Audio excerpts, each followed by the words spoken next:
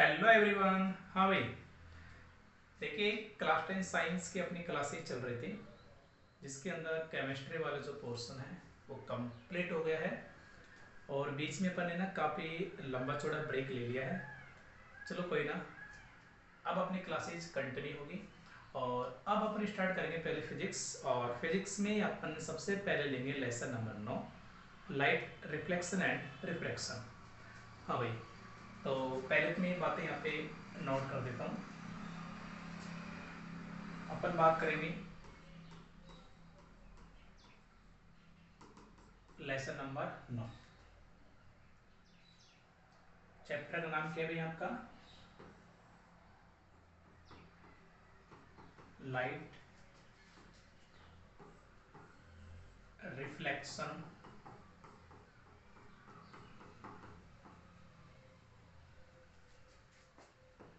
And refraction. यानी अपन यदि हिंदी में बात करें तो प्रकाश,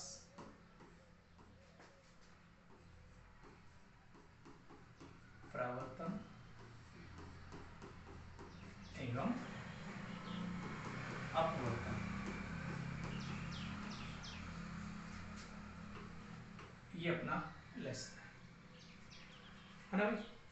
लेसन 9 है लाइट रिफ्लेक्शन एंड रिफ्लेक्शन, यानी प्रकाश, परावर्तन एवं अपवर्तन।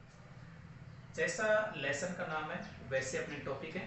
सबसे पहले जो अपना टॉपिक होगा वो लाइट का होगा। लाइट के बाद अपना टॉपिक परावर्तन होगा। और ध्यान रहे, परावर्तन के जस्ट बाद हमेशा दर्पण पढ़ा जाता है। तो अगला टॉपिक हो जाएगा दर्पण, नेक्स्ट अपवर्तन, और अपवर्तन के बाद में हमेशा पढ़ा जाएगा लेंस। तो अगला टॉपिक लेंस हो जाएगा। और लास्ट में एक टॉपिक हो रहेगा प्रकाश का विवर्तन। तो ये सारे अपने टॉपिक्स होंगे। तो one by one upon discuss करते हैं भाई। हाँ जी, सबसे पहला जो अपना टॉपिक होगा, सबसे पहला टॉपिक कौन सा होगा अपना? प्रकाश। जैसे चैप्टर का नाम है वैसा टॉपिक का नाम है, मतलब आपका लाइट। सबसे पहला टॉपिक आपका होगा भाई प्रकाश यानी लाइट। क्या होता है प्रकाश? तो पहले अपन इसकी डेफिनेशन के बारे में बात कर लेते हैं कि प्रकाश क्या होता है। हाँ जी, सबसे पहले अपन इसकी परिभाषा देखते हैं। तो देखिए, लाइट कुछ नहीं, लाइट एक एनर्जी होती है, एक ऊर्जा होती है, जो क्या है वस्तुओं को दृश्यमान बनाती है। भाई यदि प्रकाश नहीं होगा, उजाला नहीं होगा, तो क्या आप लोग वस्तु को देख पाएंगे? कुछ देख पाएंगे क्या? नहीं देख पाएंगे। तो जो लाइट है वो एक भौतिक ऊर्जा है जो वस्तुओं को दृश्यमान बनाती है, वस्तुओं को दिखाने का काम करती है। ठीक है, तो परिभाषा लिख देते हैं। प्रकाश एक भौतिक ऊर्जा है जो वस्तुओं को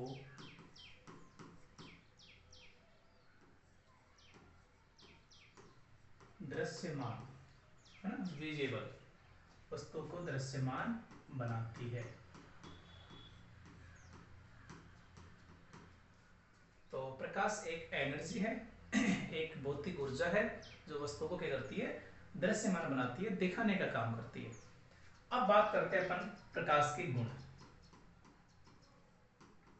प्रकाश के गुण, जहां से कि ना आपके छोटे क्वेश्चन बनते हैं, या 2 नंबर 3 नंबर क्वेश्चन भी बन जाता है। तो प्रकाश के गुण यानी प्रकाश जो है, प्रकाश की जो किरण है उसकी क्या क्या विशेषताएं हैं, उनके बारे में अपन बात करते हैं। तो देखिए, सबसे पहले जो प्रकाश है ना, वो एक सीधी रेखा में गमन करता है, जिससे हम बोलेंगे प्रकाश किरण। पहला गुण क्या होगा? प्रकाश हमेशा एक सीधी रेखा में गमन करता है या संचरण करता है। जिसे प्रकाश किरण कहते हैं।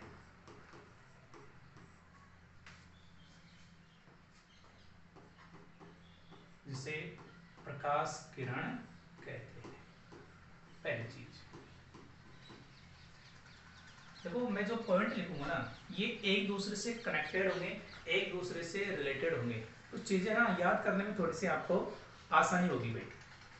ठीक है, तो प्रकाश एक सीधी रेखा में गमन करेगा, जिसे प्रकाश किरण कहते हैं। अब बात करते हैं कि जब सीधी रेखा में चलेगा तो किस स्पीड से चलेगा। तो अगला पॉइंट ऑटोमेटिक आपके दिमाग में आ जाएगा कि अपन प्रकाश की चाल की बात करने वाले हैं। तो प्रकाश की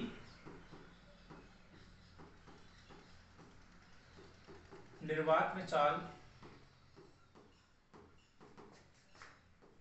प्रकाश की निर्वात में चाल 3 × 10⁸ मीटर प्रति सेकंड होती है, जो कि सर्वाधिक भी होती है। यानी जो प्रकाश है ना, वो निर्वात में सबसे तेज गति से चलेगा। निर्वात का मतलब है यहाँ पे कुछ नहीं हो। में दो चीजें हैं, या तो कुछ होगा या नहीं होगा। होने का मतलब है माध्यम, ठोस हो सकता है, द्रव हो सकता है, गैस हो सकता है। और कुछ नहीं होने का मतलब है निर्वात, वैक्यूम। तो निर्वात के अंदर प्रकाश की चाल सबसे ज्यादा होती है, और उससे कम गैस में, उससे कम द्रव में, सबसे कम ठोस में। यानी प्रकाश की चाल का जो घटता हुआ क्रम क्या हो जाएगा कि प्रकाश की जो चाल है ना, वो सबसे ज्यादा, चलो मैं यहाँ पे लिखता हूँ, प्रकाश की जो चाल है वो सबसे तेज गति से चलेगी निर्वात में, इससे कम गैस में, इससे कम द्रव में, और सबसे कम ठोस में। लेकिन ध्यान रहे, ठोस है ना पारदर्शी माध्यम होना चाहिए। जैसे मान लीजिए लोहे का टुकड़ा है, आप कहेंगे बताओ इसमें से प्रकाश कैसे गुजरेगा। नहीं, ठोस जो होगा, मीडियम ठोस जो होगा, वो ट्रांसपेरेंट होना चाहिए। ठीक है, जैसे कांच। ठीक है भाई, तो आई थिंक ये चीज आपके समझ में आ गई होगी। प्रकाश की चाल का क्रम मैंने लिख दिया यहाँ पे, मैं डिनोट कर देता हूँ। प्रकाश की चाल का घटता हुआ क्रम।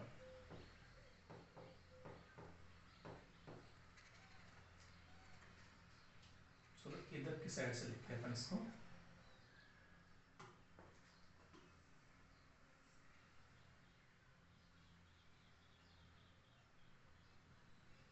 हाँ जी,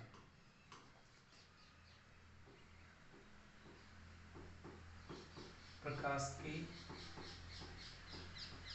चाल का घटता हुआ क्रम। ठीक है भाई, हाँ जी। तो प्रकाश सीधी रेखा में चलेगा, प्रकाश किरण बोलेंगे। किस स्पीड से चलेगा उसकी बात कर ली अपन ने। अब आगे बात करते हैं कि देखिए, स्पीड से बात करते ही आपके दिमाग में दो चीजें आ गई, निर्वात और माध्यम। और जो तरंग होती है ना, तरंग दो प्रकार की होती है, यांत्रिक, अयांत्रिक। तो यांत्रिक तरंग होती है, ये तभी गति करेगी जब कोई माध्यम होगा, ठोस, द्रव या गैस। लेकिन जो अयांत्रिक तरंग होती है, माध्यम होगा तो भी चलेगी, निर्वात होगा तो भी चलेगी। जैसे प्रकाश की किरण निर्वात में भी चल रही है, गैस, द्रव, ठोस यानी माध्यम में भी चल रही है। तो जो प्रकाश की किरण है ना, वो एक अयांत्रिक तरंग होती है, जिसे हम वैद्युत चुंबकीय तरंग भी कहते हैं। ठीक है भाई, तो तीसरा गुण क्या हो जाएगा इसमें, प्रकाश एक अयांत्रिक तरंग,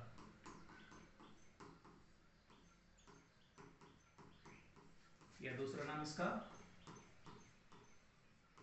वैद्युत चुंबकीय तरंग।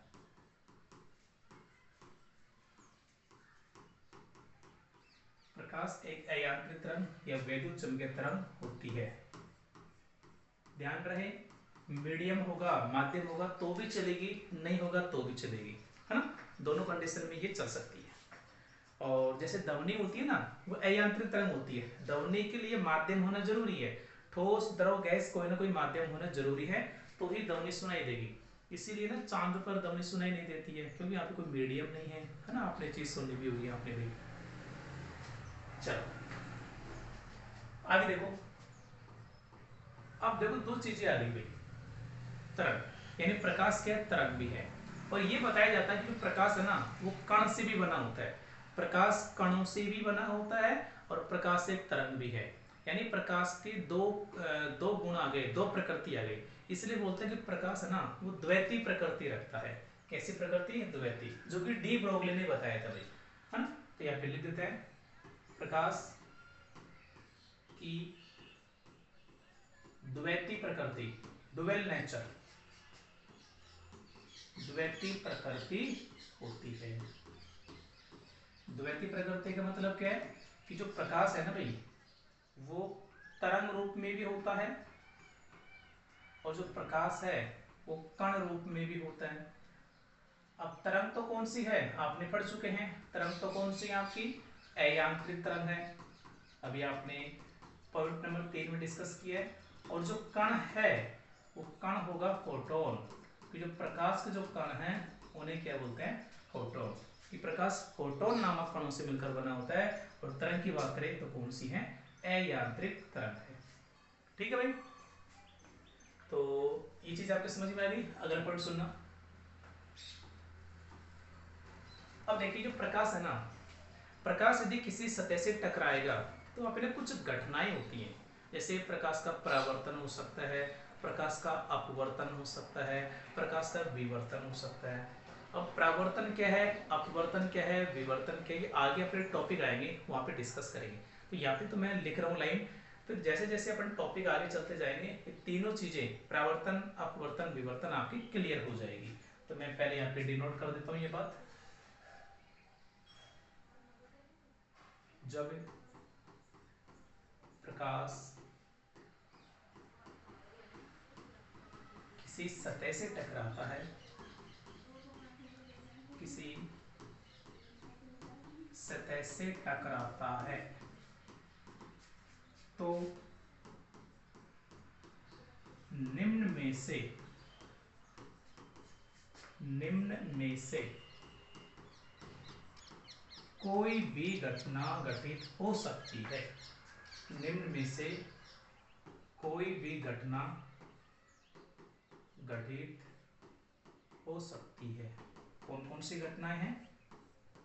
तो अपन उन्हीं की बात करेंगे जो आपके सिलेबस में इंक्लूड है ना, फालतू की बात नहीं करेंगे।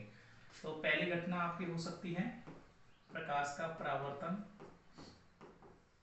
प्रकाश का परावर्तन जो कि अपना अगला टॉपिक भी होगा। इसके अलावा हो सकता है प्रकाश का अपवर्तन, ये भी अपना एक टॉपिक होगा। प्रकाश का अपवर्तन हो सकता है, प्रकाश का विवर्तन जो भी अपना एक टॉपिक होगा, वहीं पर डिस्कस करेंगे डिटेल में प्रकाश का विवर्तन। तो ये सारे प्रकाश के गुण हैं। इनके अलावा भी ढेर सारे गुण होते हैं, ऐसी कोई बड़ी बात नहीं कि यही हैं। लेकिन जो मेजर जो आपके सिलेबस में डाल रखे हैं अपन, जो आपकी बुक में हैं, उन्हीं की बात करेंगे, फालतू चर्चा नहीं करेंगे। तो ये सारे सारे प्रकाश के गुण हैं। तो अपना जो प्रकाश का जो एक नॉर्मल इंट्रोडक्शन था परिभाषा का और गुण का, वो कंप्लीट है। नया टॉपिक अपना होगा प्रकाश का परावर्तन, रिफ्लेक्शन ऑफ लाइट। हाँ जी, तो मैं टॉपिक लिख देता हूं,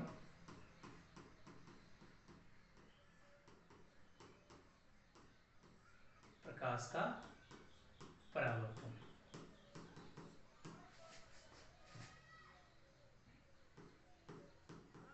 प्रकाश का परावर्तन यानी रिफ्लेक्शन ऑफ लाइट।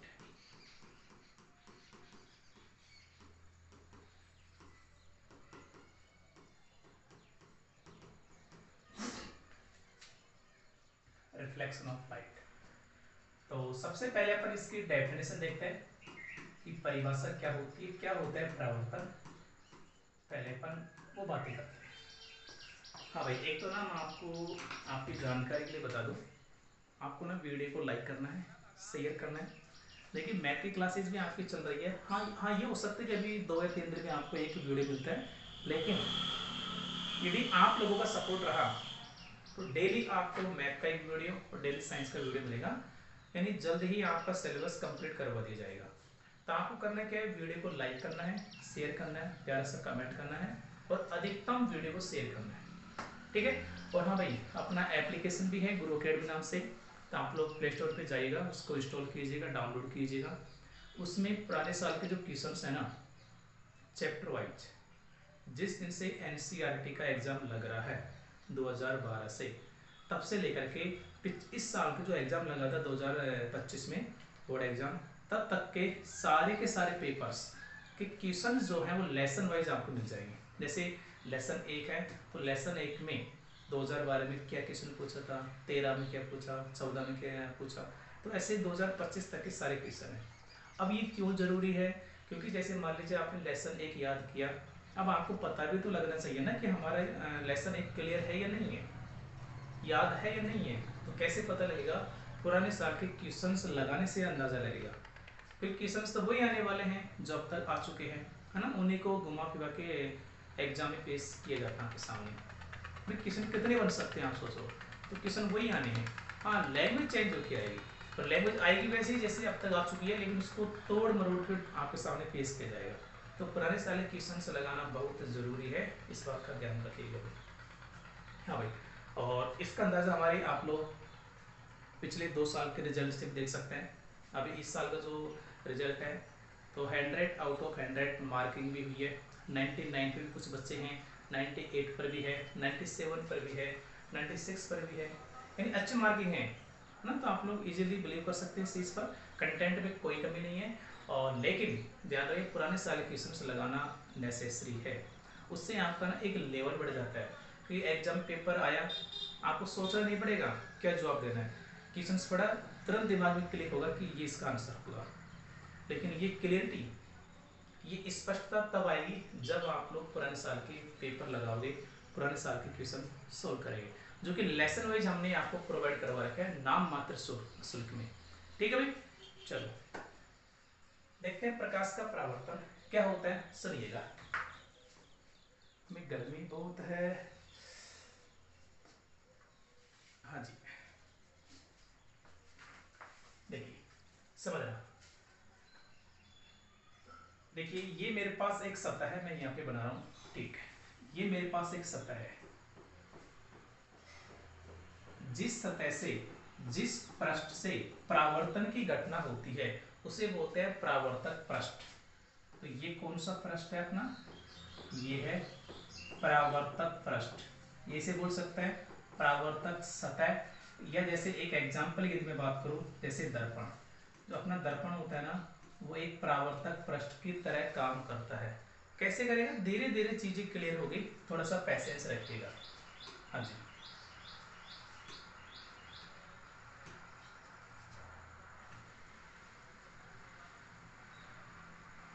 थोड़ा सा पैसेंस रखना, मैं एक बार आपको चीजें क्लियर कर दूंगा।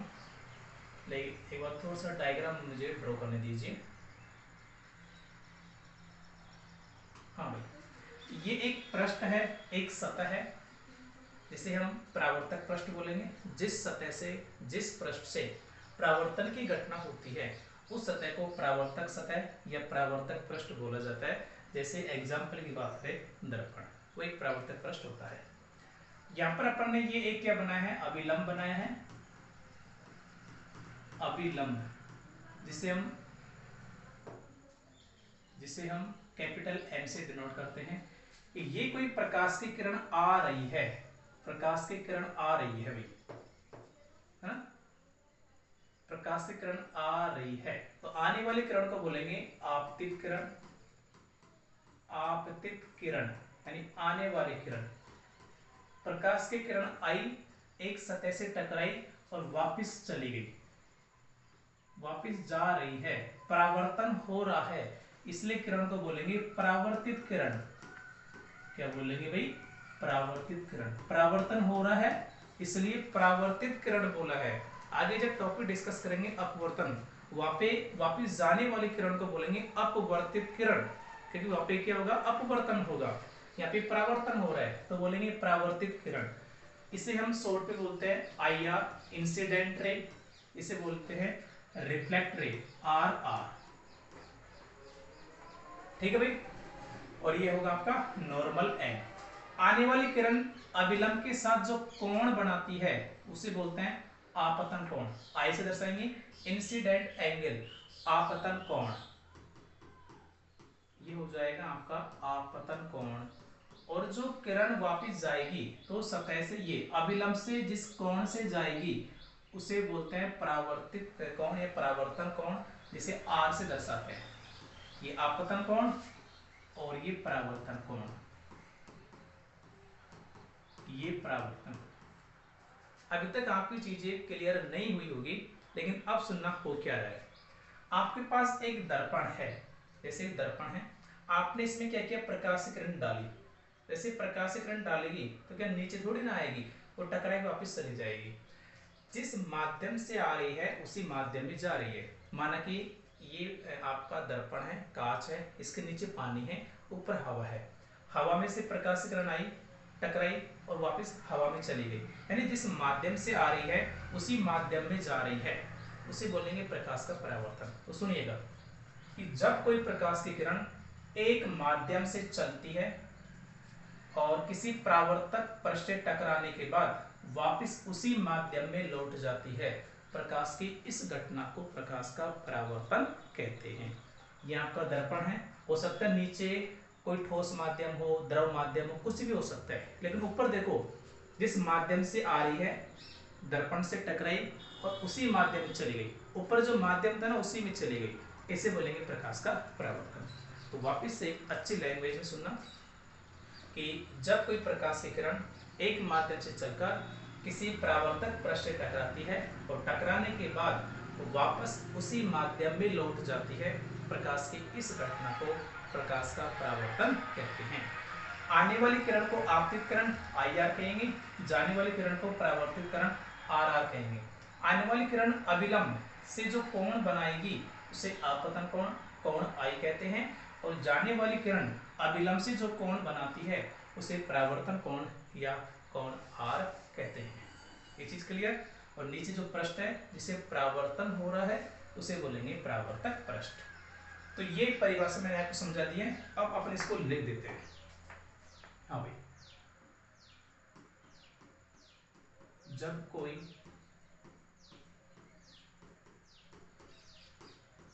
प्रकाश की किरण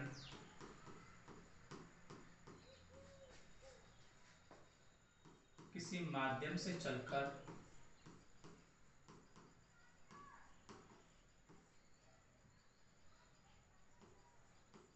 जब कोई प्रकाश की किरण किसी माध्यम से चलकर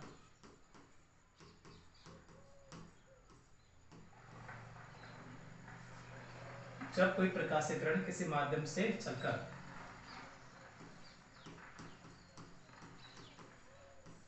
परावर्तक पृष्ठ से टकराती है, परावर्तक पृष्ठ से टकराती है और टकराने के बाद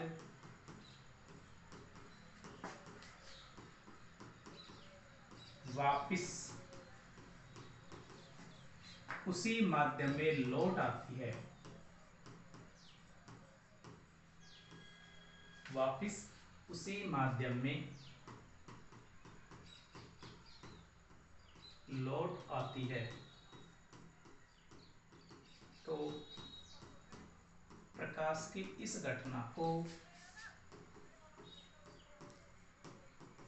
प्रकाश की इस घटना को प्रकाश का परावर्तन कहते हैं।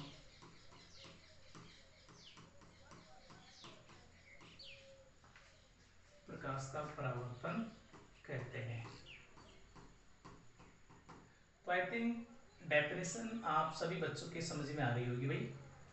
मैंने एक डायग्राम बेस पे समझाने की कोशिश की। पहले डायग्राम आपको समझाया है ना, प्रैक्टिकली क्या क्या होता है, और फिर मैंने उसी डायग्राम बेस पे आपके डेफिनेशन को लिखा है। ठीक है, अब बात करते हैं अपन प्रकाश के कुछ नियम होते हैं, ये परावर्तन के प्रकाश के परावर्तन के नियम। प्रकाश के परावर्तन के नियम,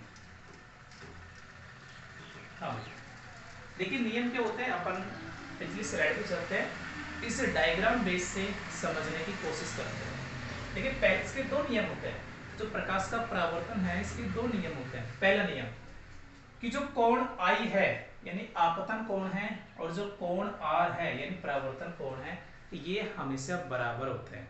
यानी अभिलंब से जिस कोण से प्रकाश की किरण आएगी अभिलंब से उसी कोण पर जाएगी।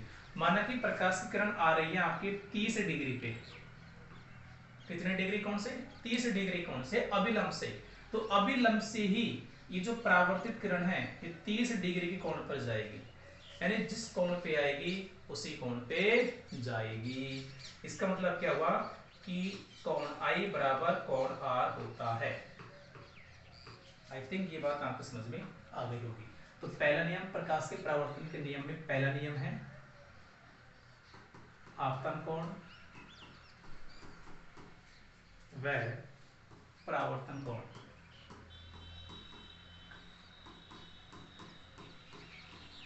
हमेशा बराबर होते हैं, हमेशा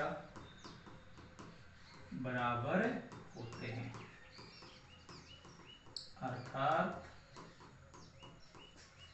कोण I इज इक्वल टू कोण R, आपतन कोण बराबर परावर्तन कोण, पहला नियम। दूसरा नियम सुनिएगा, देखिए आपको ना तीन चीजें दिखाई दे रही है, आपतित किरण है, अभिलंब है और परावर्तित किरण है।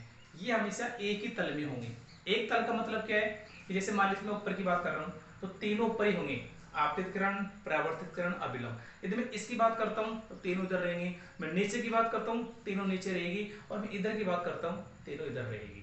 यानी हमेशा एक ही तल में होगी। एक्स भी हो सकता है, वाई भी हो सकता है, जेड, कोई सा भी तल हो सकता है, लेकिन तीनों हमेशा एक ही तल में होगी। ठीक है, ये नहीं है कि प्रकाश किरण इधर से आ रही है, अभिलंब इधर को जा रहा है, परावर्तित किरण इधर को जा रही है, नहीं, इससे आएगी इसी में जाएगी, ये ध्यान रखना, तीनों एक ही तल में होते हैं। ये बात अपन नोट कर लेते हैं। आपतित किरण,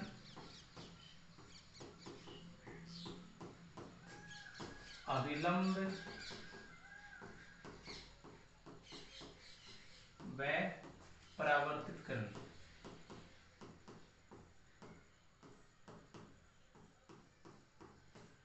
तीनों हमेशा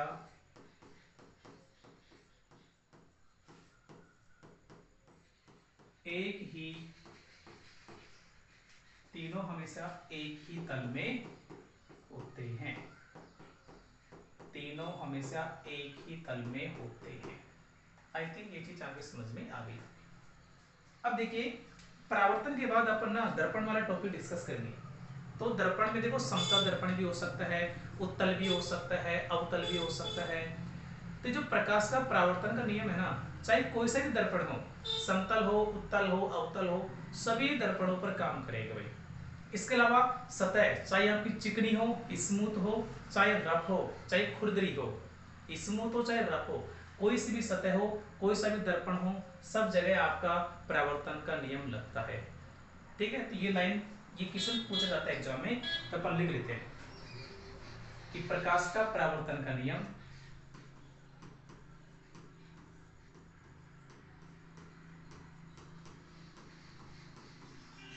प्रकाश का परावर्तन का नियम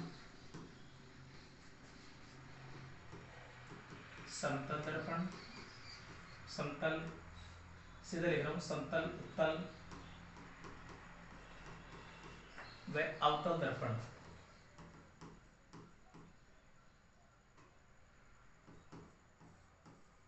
व अवतल दर्पण तीनों में तथा चिकनी व खुरदरी, चिकनी व खुरदरी दोनों सतहों पर लागू होता है, दोनों सतहों पर लागू होता है। चाहे समतल दर्पण हो, चाहे उत्तल दर्पण हो, चाहे अवतल दर्पण हो, उत्तल दर्पण अवतल दर्पण दोनों को एक साथ ना गोलीय दर्पण कहा जाता है। आगे डिस्कस करेंगे हालांकि अपन, लेकिन मैं बता देता हूं आपको, दोनों को एक साथ गोलीय दर्पण कहा जाता है। तो चाहे समतल दर्पण हो, चाहे गोलीय दर्पण हो, चाहे स्मूथ चिकनी सतह हो, चाहे रफ यानी खुरदरी सतह हो, सभी जगह प्रकाश का परावर्तन का नियम काम करता है। ठीक है, अब बात कर लेते हैं प्रकाश के परावर्तन के प्रकार। तो केवल आपको नाम याद रखने हैं, ठीक है, आपके इनकी डेफिनेशन वगैरह कुछ है नहीं, केवल आपको नाम याद रखने हैं। तो जो परावर्तन है ना, दो प्रकार का होता है। प्रकाश का परावर्तन दो प्रकार का होता है, टू टाइप्स।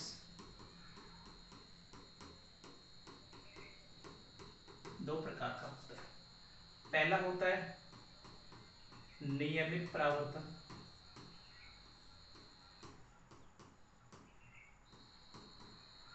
नियमित परावर्तन, और दूसरा होता है विसरित परावर्तन।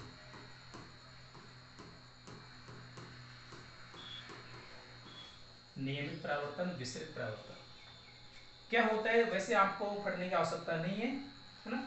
देखो नियमित में क्या होता है मैं आपको बता दूं। जैसे मान लीजिए सतह है, प्रकाशित किरण मान लीजिए ये अभिलंब से 30 डिग्री के कोण पर आई, तो जाएगी भी 30 पे ही, है ना, कोण आई बराबर कोण आ। लेकिन जब वापस आएगी ना तो भी ये 30 पे ही आएगी, यानी जिस कोण से एक बार एंटर हो गई उसी कोण से आती रहेगी, जाती रहेगी। लेकिन विसरित परावर्तन में क्या होता है, जैसे मान लीजिए प्रकाश किरण 30 से आई तो जाएगी तो 30 से ही, क्योंकि कोण आई बराबर कोण आ। लेकिन अगली बार ये आवश्यक नहीं है कि ये 30 डिग्री के कोण से ही आए, कम ज्यादा हो सकता है, वो होता है विसरित परावर्तन। लेकिन वो आपको डिस्कस नहीं करना है, केवल आपको टाइप्स याद रखना है इसके। ठीक है, अब देखिए भाई, ये जो प्रकाश का परावर्तन के जो आपने नियम लिखे हैं, इससे संबंधित क्वेश्चंस पूछे जाते हैं, तो वो अपन डिस्कस कर लेते हैं एक बार, फिर आगे के काम अपन नेक्स्ट वीडियो में देखेंगे। हो देखिए, मैं एक बार वीडियो देख लेता हूँ, प्रॉपर चल तो रहे ना भाई। हाँ ठीक है, नो प्रॉब्लम। हाँ जी, देखिए क्वेश्चन अपना क्या है सुनिएगा।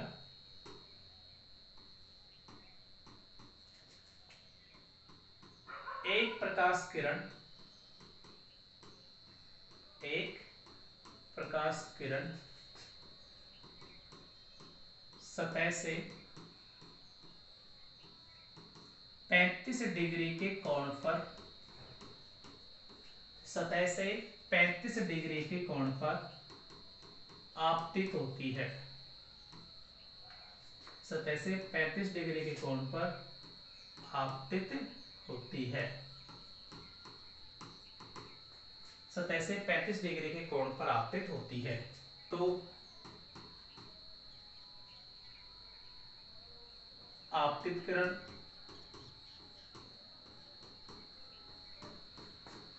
व परावर्तित किरण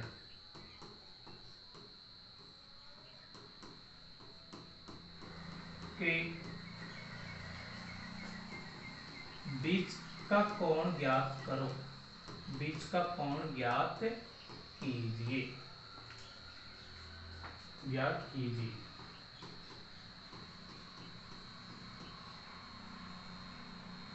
एक प्रकाश किरण है, वो सतह से 35 डिग्री कोण पर आती है, और जो आपतित किरण है, परावर्तित किरण है, उन दोनों के बीच का कोण आपको क्या करना है, ज्ञात करना है। देखिए कैसे सोल्व करेंगे, क्वेश्चन को सुनिएगा। यहाँ पे लिखते हैं हल, बिल्कुल सिंपल क्वेश्चन है। तो पहले तो डायग्राम आपको बनाना आना चाहिए। ये एक सतह है, ये अभिलंब है, ये प्रकाश किरण आ रही है और ये जा रही है। एक बात सुनना, काम की चीज, यदि आपसे ये बोले कि प्रकाश की किरण अभिलंब से 35 डिग्री के कोण पर आ रही है, तो आपको यहाँ पे 35 बनाना है। अभिलंब से 35 डिग्री कोण पर, तो अभिलंब से आपतित किरण का बीच का कोण बनाना है।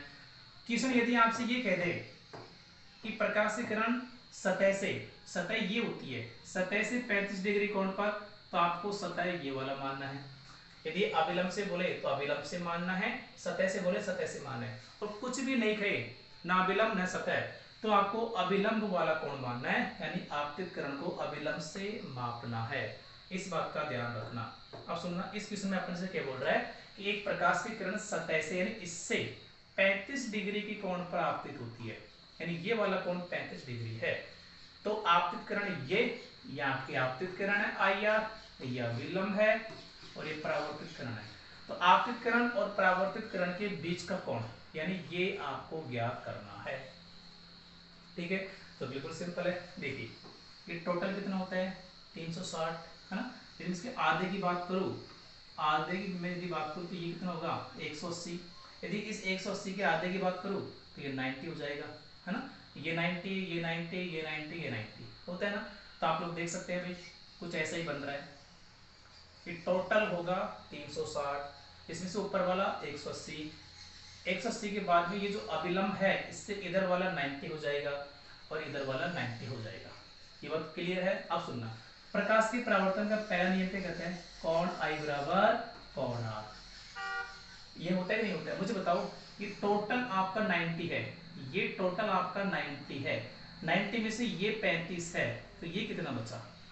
तो आप मुझे 90 में से 35 माइनस करके बताएंगे नहीं बताएंगे, अरे बताएंगे ना। ये टोटल 90 है जिसमें से ये 35 है, तो ये कितना बचेगा 90 में से 35 माइनस करेंगे, 10 में से 5 गए तो 5, 8 में से 3 गए तो 5, हो गए नहीं हो गए। 9 में से 1 यहाँ से लेंगे, 10 में से 5, 5 बचेंगे 8, 8 में से 3 गए तो 5। यानी ये वाला जो कोण है ना आपका ये 55 डिग्री है, यानी कोण I है ना ये 55 डिग्री है। और मुझे बता कोण I बराबर कोण R, जब कोण I 55 डिग्री है तो कोण R भी 55 डिग्री होगा नहीं होगा। और जब ये 55 ये 55, तो यहाँ से लेके यहाँ तक का कोण पूछा है, तो 55 और 55 कितना हो जाएगा आपका 110 होगा नहीं होगा। तो आपका आंसर हो जाएगा 110 डिग्री, होगा नहीं होगा। बिल्कुल सिंपल है। एक क्वेश्चन और सुनना, हाँ सुनिएगा। एक प्रकाश की किरण, एक प्रकाश की किरण, ये एक प्रकाश किरण अभिलंब से